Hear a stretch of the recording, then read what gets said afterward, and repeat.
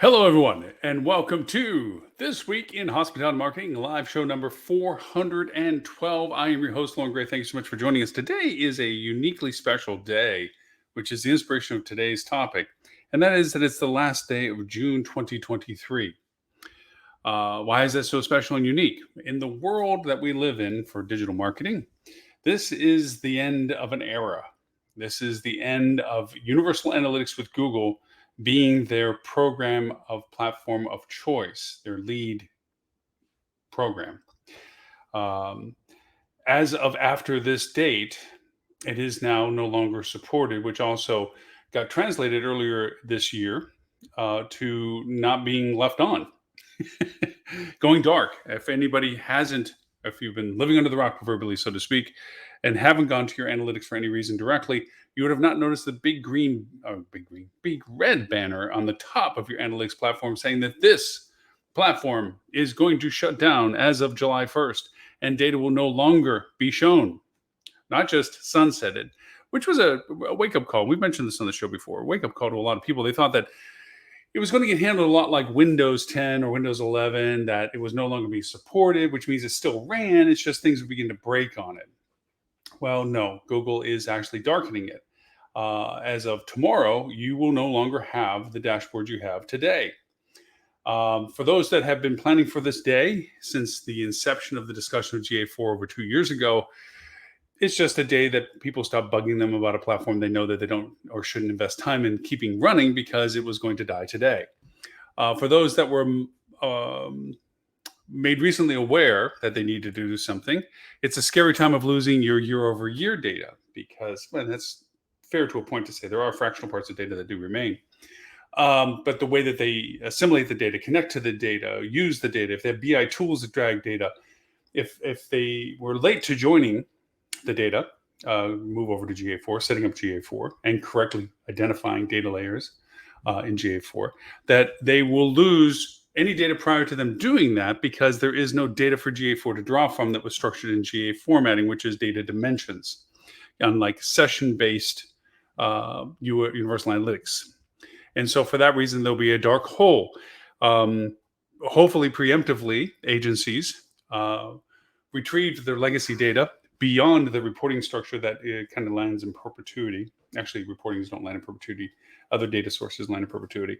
But the modality of comparing last year's year-over-year data in Universal Analytics compared to data this year, now garnered in GA4 data dimensions, will always be different. There will always be a variance that has to be explained because of the modality of how the data is now being collected compared to, as of today, how it stopped being collected. And so for that reason, we're going to have three categories of people waking up to after July 4th. I would say Monday and Tuesday, most people aren't going to be paying much attention to this. Come Wednesday, they'll probably be snowplowed with work that they put off since to this week. This time next week should begin to ripple in the conversations between those that were warning of this day, those that were blind to this day, and those people that prepared for this day. The uniqueness of the opportunities that are presented in our market for being on GA4 are profound. The value proposition of the data that is now being collected compared to how Universal Analytics collected it is profoundly important. Now, coincidentally in timing, our world of AI and usages of AI and the ability to answer the question of what to do with big data, all this data, what do we do with it? And very few resources were made available to us as to what to do with this big data. A lot of it was algorithmic functions, sorting and classifying and then identifying and then using and then clarifying processes. Here's all this data. What's useful in it? Well, we don't know. Let's create correlations. From correlations, we determine value. From value, we determine usage. From usage, we determine structure. From structure, we determine interpretation. Logically, you can tell I've been in the middle of this for a while. Come up with some crazy ideas. Anyways, so from all of this, we're going to have people that are going to look for their trusty, dusty end of the month report. And there's going to be a big caveat sticky note on it, if it's printed, which usually most of them are, strangely, sadly, that says, this will be the last report like this. because as of July 1st, the report is fundamentally going to be different. Now, when you say that, what do we mean by that? Well, certain numbers are still going to be retrievable. There is classifications of how data gets kept in legacy format. If you haven't set up a method for using BigQuery data, which is Google's storage device, then you will lose perpetually data in general every 14 months. It'll just fall off because it's not retained. You can purchase storage capability, affordable tokens for now, that would allow you to retain for longer than that. And there is splitting of the hairs as to what data truly gets lost and what data still stays for comparative use. It's not all of everything, just like lemmings don't fall off the cliff and everything gets lost. Just aspects and components of it and means of retrieving and using it do. And so for that reason, you have to build a structure that stores that data that's still usable in the formatting that's required. Strangely enough, there's still ghosts in the machine when it comes to BigQuery interfaces and issues with GA4. To say that they would wait until it was fully fixed would be fake, because nothing ever is fully fixed when it comes to market, as you can attest to any operating system that has patches and follow-ups the day after, the hour after it gets released, where once it goes into the wild, speaking of when operating system goes into public use, or software of any type, then immediately from those users, things come up that did not display themselves in the internal testing. And so there's always the revisions. We are faced with revisions on a persistent basis on every technology we use that requires software. GA4 is no different. There's ghosts in the machines that are only being revealed and updates that come along and so forth. But let's break down a little bit of what today means, which, by the way, is our topic today, in case I haven't made that clear. Our topic is, this is the last day of the way that it was, which is very true when it comes to these analytics, and very true as to the types of questions and ways that we will look at data moving forward. So let's break down again what this day means, in the sense of, why is this a big deal? Why is this a change that is me beating a drum about?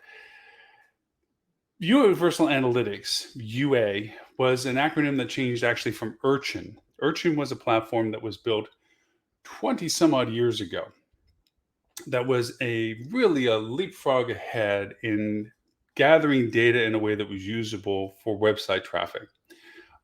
Prior to Urchin, really, Google had analytics that were running to a degree, but the rudimentariness of this, and I'm talking back in the 2000, 2001 world, 99 world, 2002 world, was more like the old hit counters. Hey, we have these many people that hit our website. Fun number, useless data. Then Urchin came along and said, well, wait a minute. There's identifiable things that can be done. Let's follow a person as they go and engage with your website. Where did they come from? Geographic data, because of IP designations, was able to be determined. Time of day was correlated to that. We could see when they were tracking. We could see from where they came from coming to our website. So we're tracking inbound referrals. Back in the heady days of nobody really was abusing the system as badly as they are now, we had ways of knowing where they went to after they left us. We could follow them. And this data was put together in a format that Urchin created. Well, Urchin was gobbled up by Google. Urchin's analytics were quickly changed into Google Analytics. The designations of the codes that were given to people for their analytics for their website, which, by the way, back then used to be server-side analytics. You got your numbers pretty much from wherever you were hosting your website. They provided the traffic numbers for you, just raw traffic numbers, which created the hit counters, really. And that's who gave you the data. Urchin came along and said, well, no, we can put information on your website and we can extract the data for you and use our dashboard for it. And the Google did that, and Google said, we're going to do this for free. Smart move by them, because that put them in everybody's back pocket, or put everybody in their back pocket, whatever you want to look at it. And we've lived with this entity of tracking for a very long time. Now, Adobe came along differently as to how they wanted to create. They went over and bought, I'm sure, and ate up what they wanted to do with their analytics. And they approached it differently. But it never caught on to the critical mass of Google giving it away for free. Why pay when you can get it for free? I'm using the data. If they're extracting data value from me, at the time, we were blind to that value proposition. Like, sure, if I have to share my data with the people that are giving me my data, yay, at least I'm getting the data for free, and I don't have to pay very large sums of money to an organization that required high profile clients to be able to get the service. They didn't have a good pricing model. Let's put it that way. So this existed in a world up until today, literally. Session based. What does session based mean? It means that we create identifiers that we would like to track traffic by the sessions that it creates. That rather than just randomly following whatever happens, we're saying what happens when they come from these locations. What do we want to track and do? These are called goals and events. That's how user analytics gets set up. We track what we're wanting to know what gets done. If they go to this page, what do they click on? If they click on this, what do they do next? We literally create a string of who clicks on this button. Okay. When they click on this button, if they go here, what do they do here? Do they click on this button? And we follow this, and we've learned the whole terminology. We've come to be so familiar with the funnels and flows and things like this as to following their sessions. What did they do? Then we use cookies, which was a way of leaving a kernel of information with the browser that they were using. So we could see over a duration of time, 30 days, did they come back to us? And did they go do something else? Did they convert? And then we put cookies in our booking engines, our online booking engines, to determine what that actual conversion value was. Let's take the data of the actual transaction, the dollar amount, and attribute it to this session we tracked through and the cookies that tracked their return. For a long time, we were fixated on keywords. What words did they use? Then as the search engines got better, Google got better, which they dominated the space for, it was about not so much the words they use, but the intent of the words that they use. We watched so many revisions in the search pages, search engine result pages, to how Google was trying to be that best and giving you the best answer possible for the request that you had. Our searches went from 1 or 2 words, 3 words, 4 words, 5 words, 7, now 14 words we use in a potentially long string. We even will talk about searches and use multiple words, and we'll get audio responses from our tools, Google Assistant, Siri, and so forth, Alexa. And out of this entire process, the modality of tracking the engagement has remained the same, session-based. We have to define what we're looking for, because until we define it, the data doesn't get tracked. Certain data, and these are just the goals that are set through, basic numbers of people, number of people went to your page, number of people that left your page, bounce rate, how long did they stay? Those are simple metrics, vanity metrics, actually. Useful, but not as useful as they've been made out to be. They're stepping stones to more data. It's fun that I know that somebody came to my website and 60% of them left in less than 7 seconds. Okay. And that data slowly got interpreted. Then Google kind of weaned us off abruptly by cutting them off. Keywords from organic. We no longer had the vision of what people were searching for by words. And instead, they gave us a different interpretation, which was attribution. Attribution was, what are all the things that they did that Google was tracking, because now it was omnipresent in so many things, as to what was the highest conversion based on what you said as goals. You had to understand the attribution had to be defined as to what do you mean by success? Did they buy something? Did they go to this website? Did they look at something? Once that goal was attained, then an attribution string would be created to show you all the things that were attributable to that successful conversion. Helpful at the time, frustrating, but slowly we learned to understand the modality of people's process. It wasn't linear, it was global. It was all over the place as to what, where, and how. And we had to learn how to interpret that. We learned about terminology of attribution models. We learned about first click attribution, last click attribution, frequency attribution, time decay attribution, average mean distribution attribution. All these different modes to try to better understand the value proposition of the channels that were contributing our business. How often did they use Facebook before they finally booked? Was Facebook a big influence, a small influence? Was it just the first influence, or did we give it the last click influence of the last place they touched before they bought something? These were always vague interpretations, and there was so many ways to accumulate this data in comparison to try to create some sort of insight as to understanding how we should change our marketing to better tailor how people are engaged with it. This is not necessarily a rabbit hole. It goes to how we're changing what we're going to be doing as of tomorrow. So this is how we approached understanding the data that was being presented to us. And this was all provided by Universal Analytics in session-based modeling.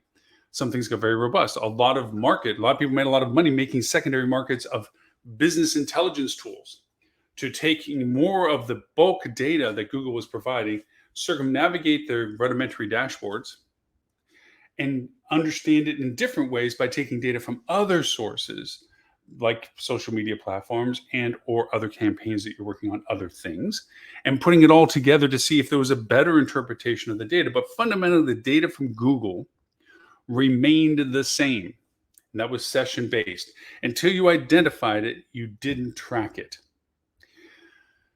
2 years ago, Google talked about their new version of what they were going to do, and this was during the heady days of everybody's wanting to kill cookies. When iOS 14 came out from Apple and said that they were going to block the inherent tracking of third-party cookies, that only first-party tracking, meaning native to the platform itself, your tracking, your information that you were garnering from people coming to your website, and that data was not being shared with another party that would use it to their benefit. Your data was your data. When iOS 14 came out, Facebook brushed it off as saying, iPhone users, they're 10, 11% of our total usage rate. It's not going to really affect our accuracy, our value proposition of our platform. And a lot of that was hyped on their cookie tracking, their ability to connect with their users on their ecosystem in Facebook and target those users with the data that they were stealing from them. Okay. Just like, strangely, sadly enough, Google does as well. And then targeting ads that were highly productive. So people wanted to pay Facebook a lot of money because they could target people better rather than waste money on targeting people that were not interested in their products. That was the value proposition. Well, little did they, gravely underestimate the fact that even though iPhone users may have represented 11% of the total traffic, they represented 60% of the total purchase power. An underestimation by Zuckerberg, one of many. And for the first time last year, beginning of the year, Facebook plummeted, not only in value, but also in users. For the first time, they actually were losing more users than were joining. First time in the history of Facebook. Facebook was always on an upward climb until the beginning of last year. And why? Because the ad spends diluted in value. They were not as accurate. They were not as productive in the sense that they were hitting the right targets because the target information wasn't there to be used. That and Facebook's idiocy about sharing out data to places like Analytica and so forth, and they got caught in the public eye and so forth and so on. So in the reduction of outside party source, third party sources, and in the reduction of accuracy, their productivity for their ad campaigns, their main bread and butter of money, okay, because as we always say, Facebook was free, which means that you're the commodity. That changed the scope of how Facebook does business. They've lost billions of dollars in their changing gear to Meta and so forth. Anyway, not here to talk about the demise of Facebook and or its current status. Just that is a impact as to what we're talking about today, as to what June 30th is about. Google dialed back their timetable as to removing third-party cookie functions from their platform, Chrome, because of two things. One, GA4 was not native to market yet. So they didn't have a replacement to how session-based tracking was actually measured. So if they did, in fact, remove third-party cookies without the ability to do what they needed to do to keep accuracy of their tracking, they would pretty much be facing the same scenarios that Facebook was facing. Their ad production would go down. People would want to spend less money with them because of it, and that would hit their coffers of money. So they dialed back their third-party aggressive, we're not going to let them do it, and dialed up their need to move over to this new GA4 platform.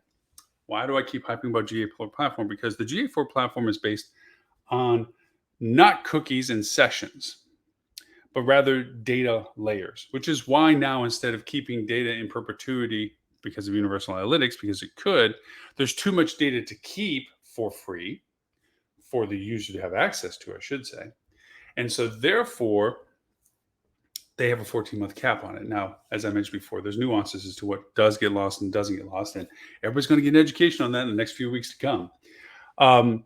But the purpose of all of this was to put this into a position that allowed Google to now begin to move forward. Probably they're still targeting 2025 to remove the ability of other third parties, the ability to track. So they've now, in a very quiet, not so quiet, but public way, monopolized the data that's necessary for accurate tracking by the use of Google Chrome, Google Search, and anything Google touches, because Google is a first person data source for us. We put it on our websites.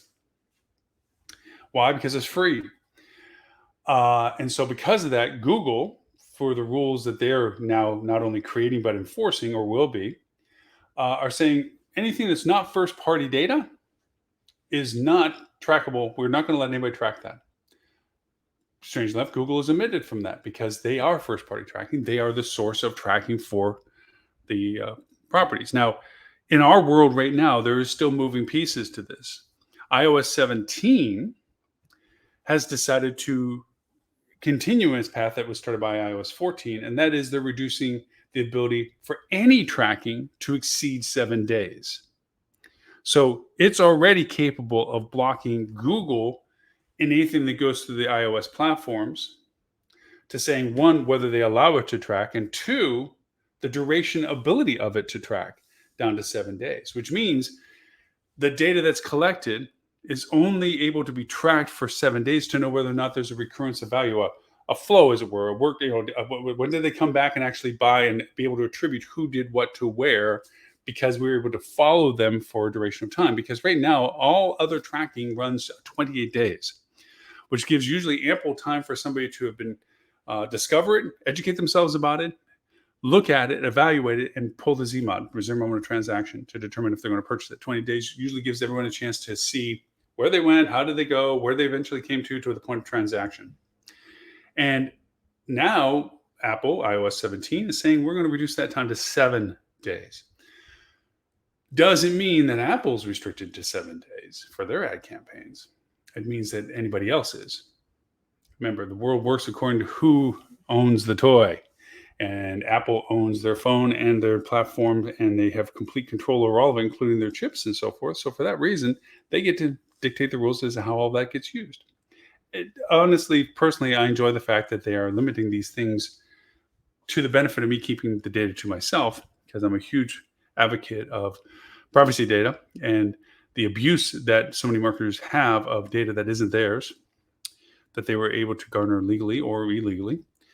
So I applaud the fact that Apple is saying the data is in the hands of the owner, but that doesn't exclude them from using it in that process.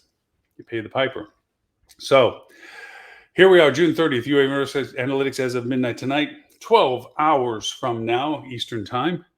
Actually, it's based, I think it's based on specific time. So we have we have 27 hours before it goes off, or 17 hours before it goes off. Anyways, we're now at GA4 time. And as we've talked about with GA4, the difference between GA4 and Universal Analytics is profound, in the sense that instead of waiting to designate what you want to track, Google Analytics tracks everything all at once, all the time. Hence the reason why the limitation of durability for free access, 14 months, because it's a lot of data. Here's the benefit of that. What you think about value in the interpretation of the data that it is tracking is able to go retroactively backwards from its inception, to its inception, I should say. If I have a brain cloud happy moment, a epiphany of people that come to my website, they go through my accommodations, that look at my gallery, they go to a certain promotion, their conversion's at 20% from what I looked at, I want to track all those people. I can see the history of it immediately. Didn't mean I had to set up that tracking like I did in UA 14 months ago. I could look at it for all the data time that I have just by thinking about wanting to look at that data. It's amazing. Some things that are very similar to UA for GA4. The creation of custom audiences are at an inception point. Once you decide you want to track an audience based on the criteria that you created for the accumulation of that audience, it does start at the moment of inception. forward, that you can't go backwards and re-identify those people for creating a custom audience. Something that I learned only yesterday, because all of us learn something every day. I was self-containing the difference of data collection, even for GA4, as to paid ad campaign tracking versus GA4 tracking. And the difference is minor in the world of what you can garner from it when it comes to creation of audiences. Um, the real trick to this, and this is a bane that we will be talking about in a future live show, is allowing the permissions to a third party entity to have any means of tracking data on your site. Because even cracking that door a little bit and allowing them to track even just one page means that everything about that page, not just the interaction of their ad campaigns that drove to that page, but anything about that page turns into data availability to them. I had never made that distinction until talking with our team yesterday as to the profound difference that makes. I was always of the understanding that ad campaigns had in themselves only the data that was related to people that interacted with the ad campaigns themselves. That is true, but it's not the limit to the data that is accumulated. The data that is accumulated is the ad pixel that is placed to the landing page of the ad campaign itself and eventually into uh, the paid funnel itself. All of that data can be gathered by simply having that pixel on there, whether it was interacted with the paid ad campaign or not, any data about that. So in the example I kept harping on and trying to understand it, if I were to geo isolate and reverse isolate a geo area that said I do not want any ad campaigns in this geo market. However, the page that the ads do run to, that go to the website, any traffic that comes to that page would be measured, including the ones that came from the dark spot of geo area that I designated what the ads wouldn't run. I would still see traffic from that area analytically available from my pixel from my paid campaigns, because it tracks everything related to where that pixel is located at that page and any subsequent pages. So when you wantonly just allow silly third parties to say, oh yeah, let's put this tracking code on your website on all pages and in your booking funnel, all aspects, asterisk, comma, asterisk, so to speak, all your data is being ripped. Everything that's happening to your website is being ripped. And when I say ripped, means available to them to interpret using, so just at the same level that you have, with some nuanced differences, like GA4 will have a more granular perspective of data. And that really only goes to the extent of how you structure the pixel for paid campaigns anyway, which is very labor intensive. If you want to get that kind of granularity, it's possible, but as I was told by my team, very labor intensive to define that in such a granular way and required to put it on each of the pages in your booking funnel, particularly in such a way that the data can be pulled exactly from what you're looking to pull. With so many issues of privacy and trackability and security and so forth, this is the most dangerous thing that you can do to your website, is allow free reign of tracking. And unfortunately, the people that authorize these things and then say for the teams to facilitate that are ignorant to what they're actually asking and the forfeiture of the data that they are so willing to give away because they don't understand. And strangely enough, the third-party people that are asking it, a lot of the people in their organization don't understand the depth of what they're asking their newfound client to do. It's only the people that created the tracking, that created the program, that are looking back going, nobody knows that we're ripping everybody's data. Be careful of it. Avoid it. So back to the precedents of today. So up until June 2023, your data will be able to be kind of used by GA4. There are aspects of your data that won't function. And to be honest with you, there is going to be a moderate grace period of the data usability until probably somewhere at the end of this year. It keeps changing by Google. They keep changing. First was 90 days out. Now it seems to be towards the end of the year. They might even bump it farther given the uproar that this might create, where you're still able to function in legacy data. You can still go back to all the data prior to tomorrow and look at the data the way you did, but nothing's being usable from the July 1st date tomorrow in comparison to it, not as you used to see it. GA4 data will be then your default. And if you didn't set up your GA4 tracking, which by the way, we have been warning people forever that the default configuration that Google has been offering these past few months of, hey, just hit this button and we'll set up the basic configuration, blinds you as to the setup. It doesn't do anything for you.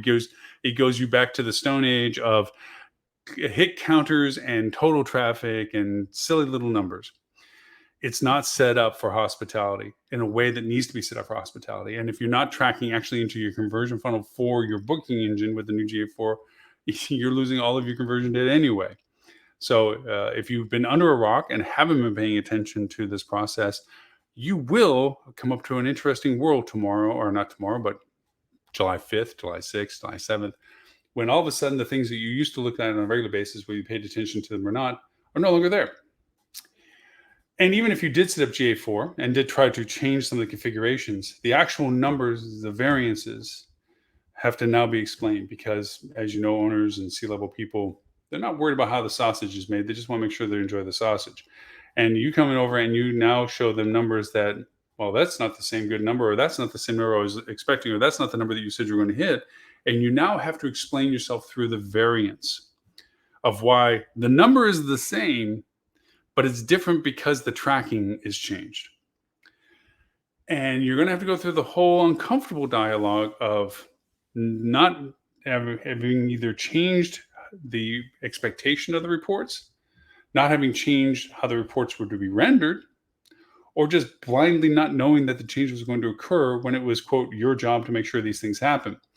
I think a lot of people are going to be in a hot seat come the next few weeks when they try to talk through why the company doesn't see the same data they used to see. So going back to GA4 and its functional values, with the data dimensions ability to do things, and the fact that it tracks everything, there are three modalities that are within the system that have to be defined. The closest to what you used to gather data is probably your user data, which is your first click attribution, because it's the most relevant to your comparison to your last click that Universal Analytics has. I mean, there's a last click attribution model in there. There's three models in GA4: user, data, and session are the three platform types. Now you might think, oh, sessions are the same thing. Not really. Session basically just goes back to the last click attribution. That's fine, except for it isn't the same numbers that you were getting in the same session-based last click attribution model of Universal Analytics. That one's actually much more different than the user-based first click value that's more compatible. Neither one of those is my first choice or preference. The database data layering one, which uses Google's little black box of happiness, which says we know everything that this thing touched more so than you. And through all the things that we're keeping in our AI and all the other buzzwords you want to throw in there, we're able to assign values to everything in relationship to all that happened for this conversion to happen.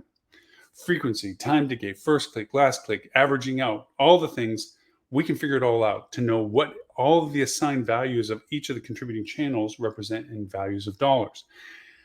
Here's the good part of that. We're now going to begin to see values in channels that we dismissed as non-direct value because we never could assign, as an example being Facebook social organic.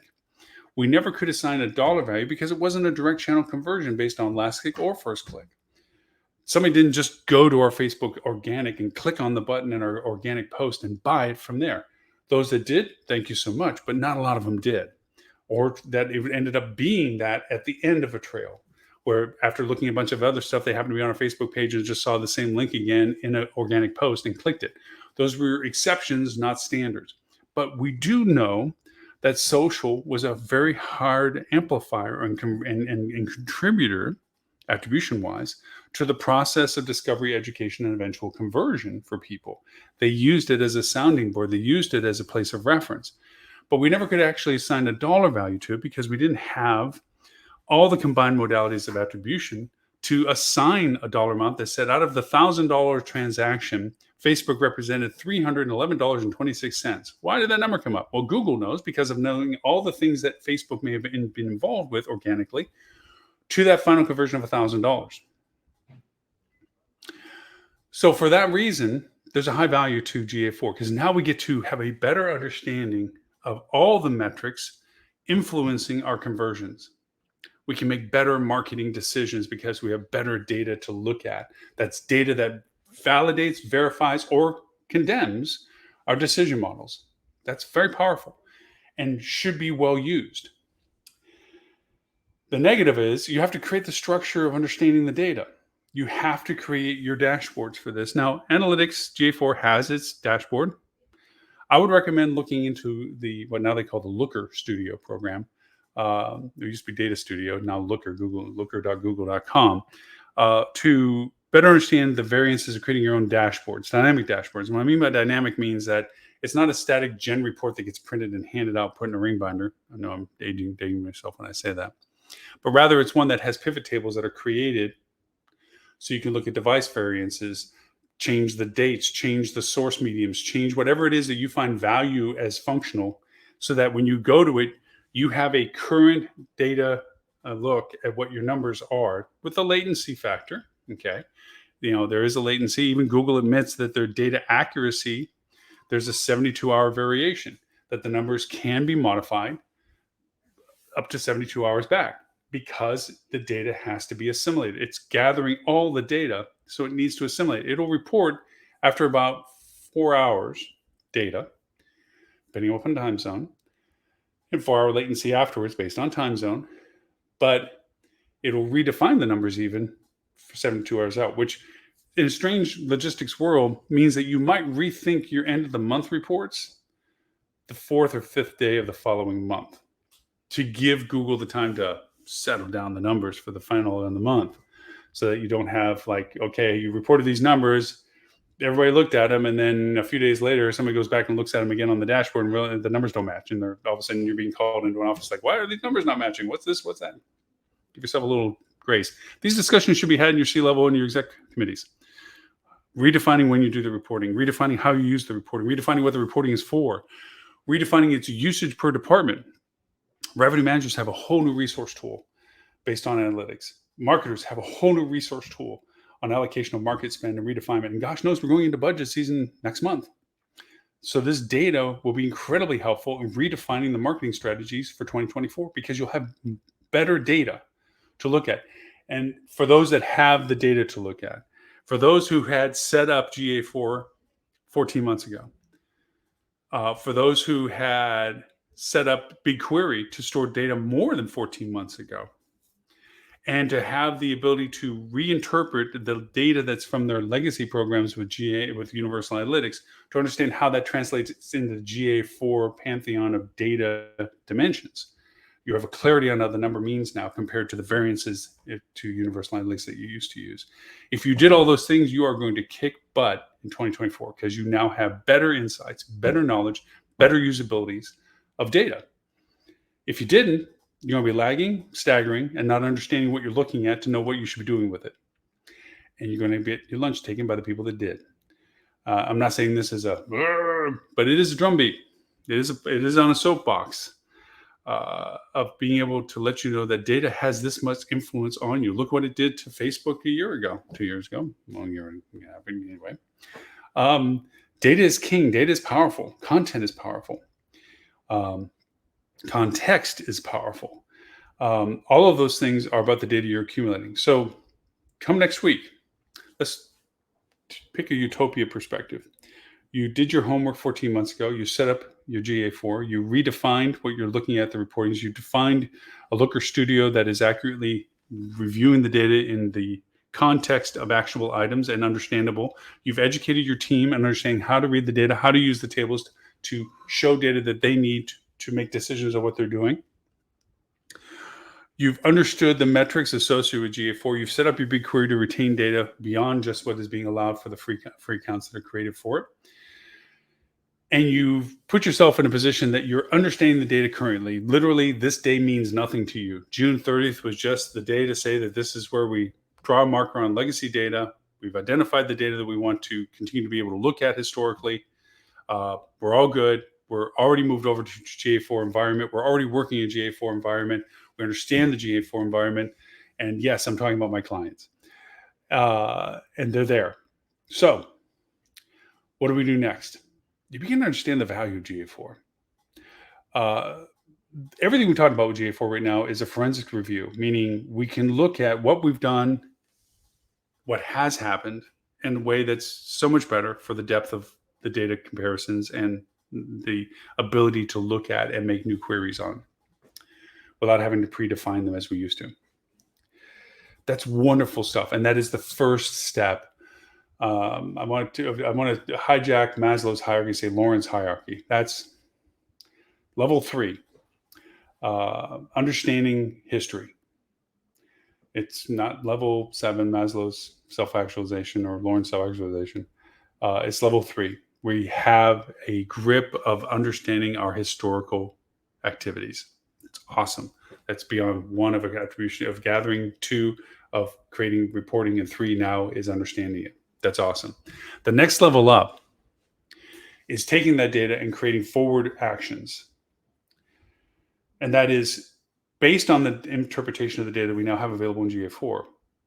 What do we do going forward on making decisions of marketing spend? And when we say marketing spend, that is direct correlation to why would we spend in that market? What is our benefit of that? And that comes from a KPI. KPI is the defined value that we're going for. Top line revenue, great. What is the definition of success for the top line revenue variance? I need X numbers of dollars more for the month of September. What is that number? Yours to tell. Let's just make up a number. $100,000 more variance. Great. How does that translate? Where do we get that 100,000? Well, then you start getting into the functional components of determining action items. What's your ADR for the month of September? What's your length of stay? So then you calculate, obviously, your total value of acquisition. 2-night stay, $100 a night. Okay, $200 is the total value of acquisition. Okay. To make up 100,000, well, it's going to be a low number. Let's do this differently. Let's say it's a $300 ADR, 2-night stay, $250 ADR, 2-night stay, $500 per acquisition. So to make up $100,000, you need 2,000 reservations to make a $100,000 variance. 2,000 reservations, 2-night stay. Okay, well, what's your total inventory availability for the month?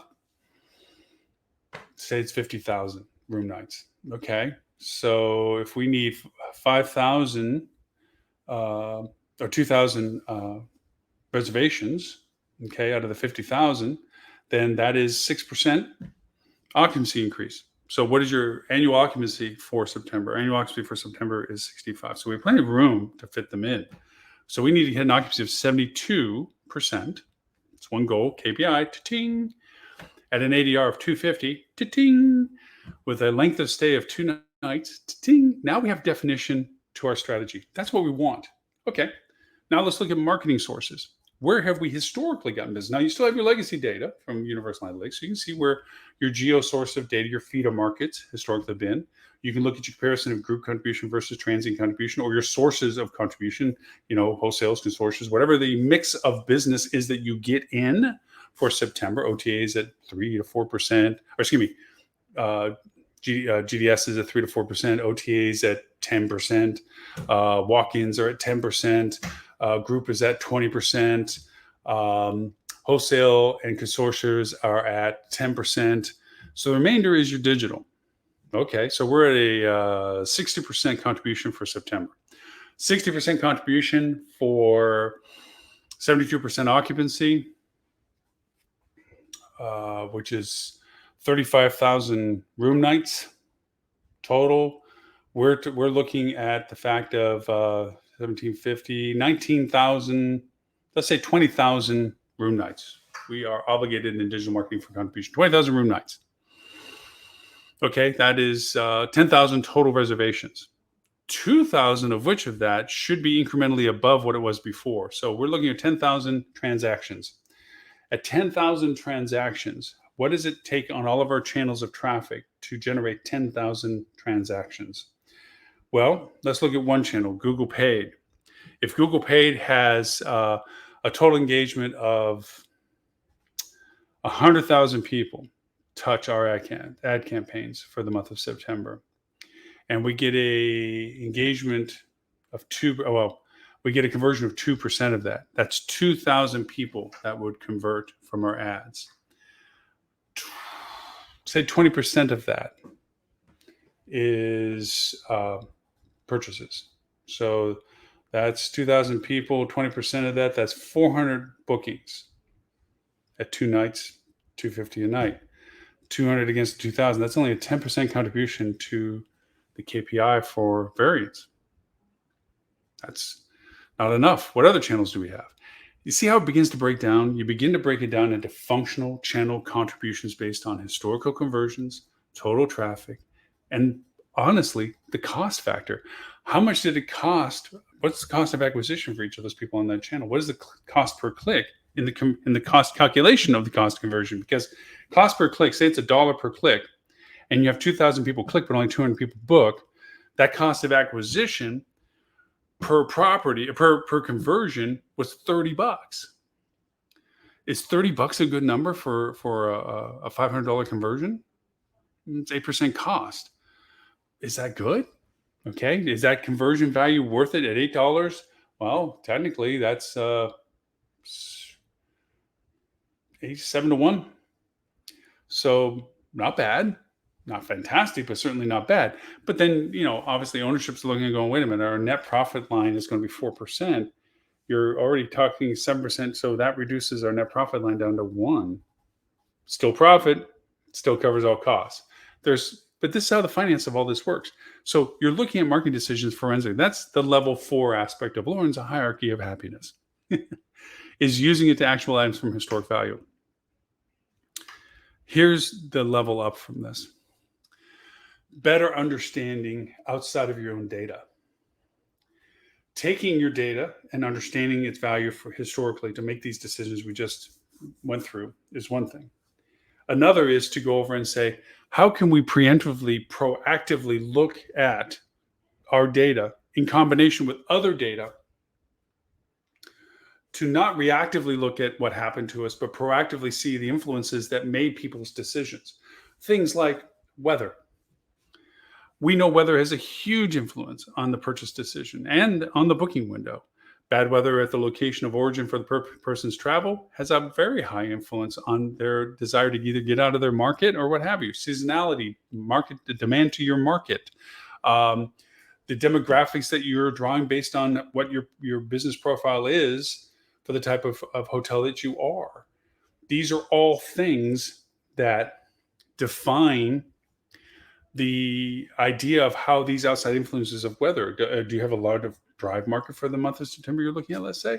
If so, what's gas prices like? And what is the budgeting? We've went through these discussions these past few weeks, the budgets that are created for transient travel, the modifying factors of transportation, accommodation, dining, and entertainment, and the influences of how much budget they have based on their gross family income and the average cost it takes for them to take. If you have a heavy drive market, if gas prices go north of a certain dollar, you have a diminished demand to your market because the unaffordability to get there based on the rates that you're asking for. Now, all of a sudden, they might still make it to your market, but they're not going to stay with you because they can't afford to be with you.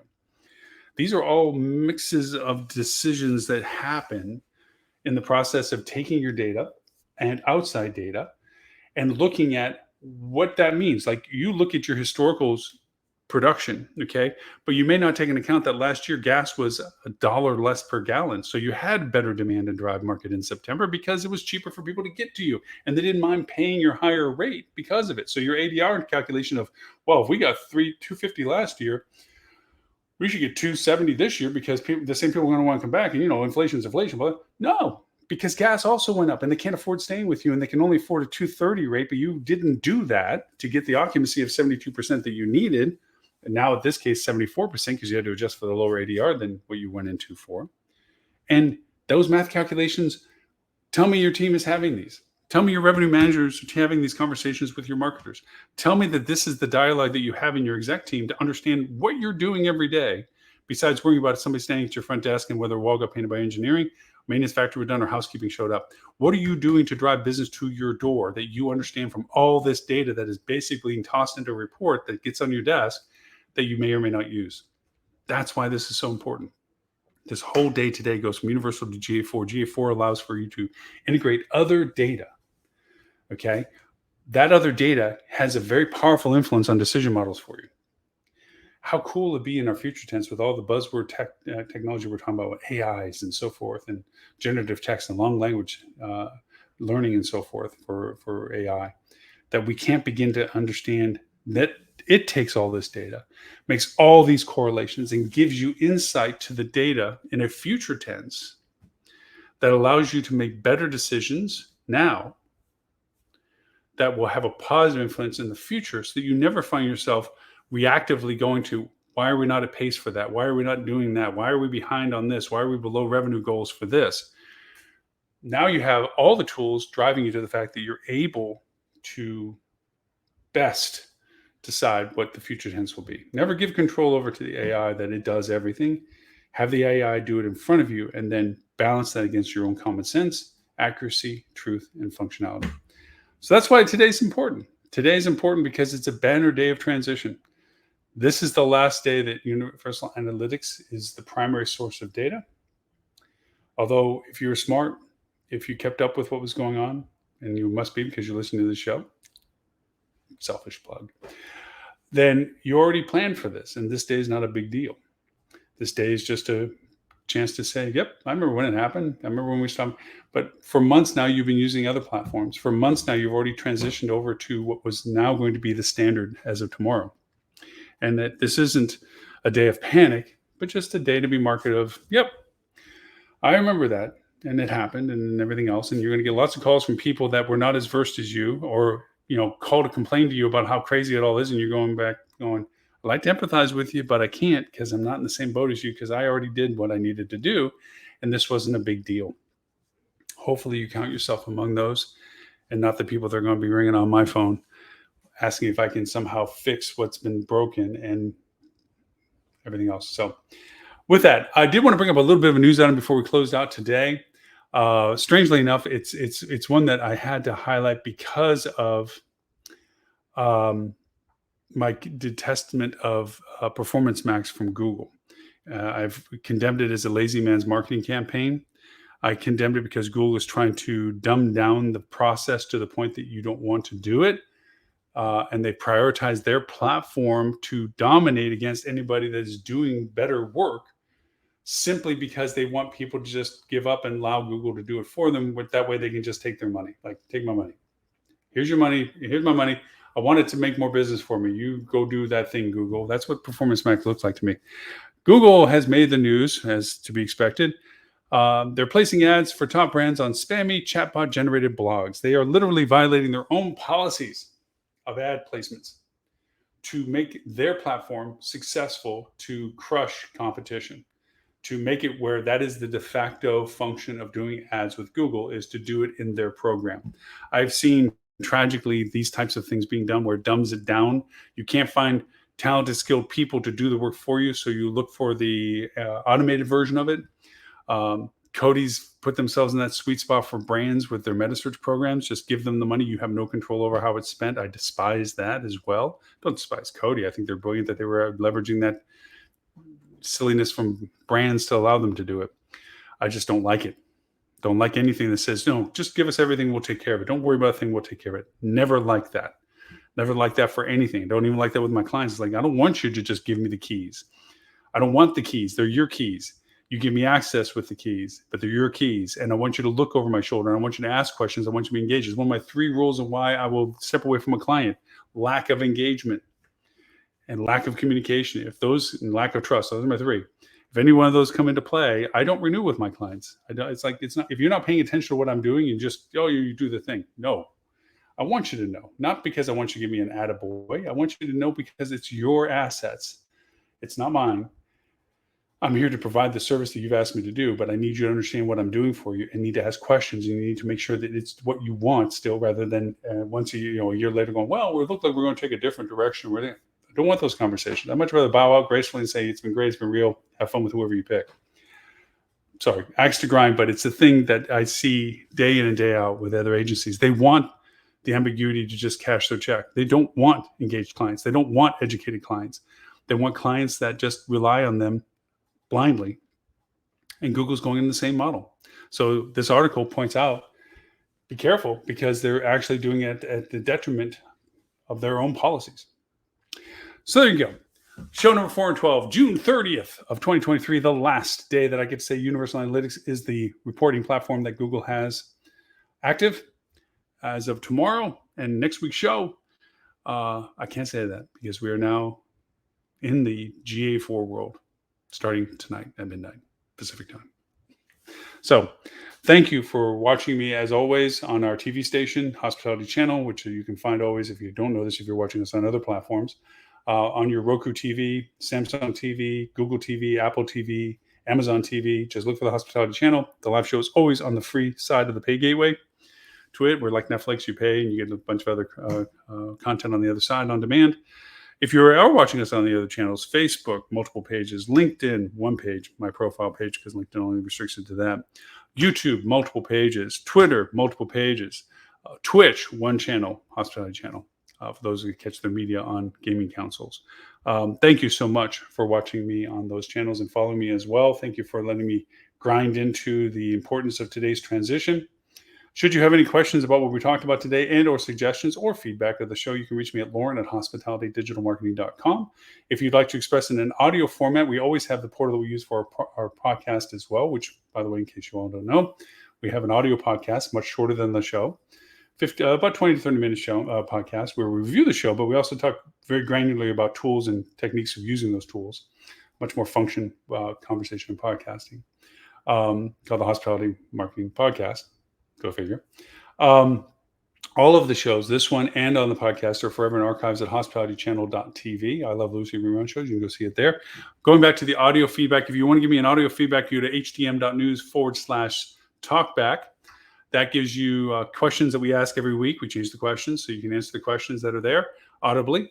You can give me feedback. You can give me comments. You can give me suggestions, and then tell me the permissions that I have to use it. Can I just you say it in context? Can I use your name in context, or do I actually get to play back your audio question or statement to me on the show, primarily on the podcast? So hopefully you'll use that as a tool. We are in 209 countries with the TV station channel, and in 39 countries with all of the other platforms, Facebook, LinkedIn, Twitter, YouTube, and so forth, that we are present in. So thank you all for that. And we always translate our podcast in 11 languages, and the show here, in 11 languages as well, subtitled, so you can catch it in the 11 market languages that we have the highest volume of viewership in. So hopefully that'll help for you. With all of that, my name is Loren Gray. Thank you for the privilege of your time, and I look forward to talking to you next week.